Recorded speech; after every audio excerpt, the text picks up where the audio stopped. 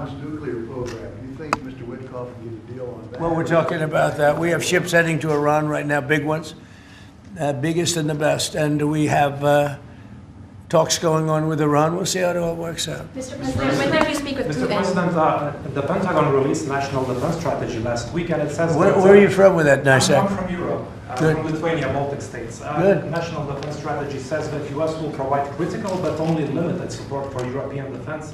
What does that mean, limited support? Will U.S. still provide? Well, we get along very well with Europe. I do, because don't forget, I got the GDP lifted from 2% to 5%. Nobody thought that could be possible, and they're giving us a lot of that money. We have the best military equipment. We're selling it to NATO, but I get along very well. But Europe has to be careful because, there are those that say it's no longer recognizable between immigration and energy. It's there's so much potential. In UK, you have the North Sea oil, and they basically closed it down.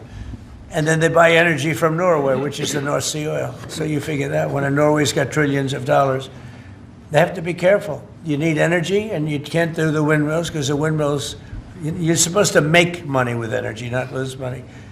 So I'm very disappointed. I love Europe. I love the people of Europe. And they have to be very careful. They're at a tipping point. You have tremendous immigration problems, and you have tremendous energy problems. It's a bad combination. So. Mr. President, thank you, Mr. President. Kristi Noem just announced that you're deploying body cameras to Minneapolis. What's your thinking behind this decision, and do you want to see this? Well, it wasn't my decision. I would have, I leave it to her. They generally tend to be good for law enforcement because people can't lie about what's happening. So it's generally speaking, I think 80% good for law enforcement. But if she wants to do that, I'm okay with it. Remember one thing, we closed the border. I got elected on a disastrous border, and we have nobody coming in through our border anymore. We had 25 million people come in 4 years through our border. Many of them were murderers and drug dealers and mentally insane from mental institutions and insane asylums. And now we don't have anybody coming in.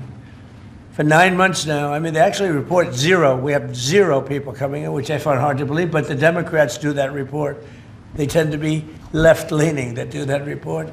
So I assume it's true. If it's not, it's a very tiny amount of people. But we basically have a tremendously perfect, strong border. And also crime levels are at the lowest point they've been in 125 years. Since 1900, we have the best numbers. And that's despite the fact that we had a lot of criminals and murderers. 11,888 murderers came in. And we have the lowest numbers that we've had in 125 years.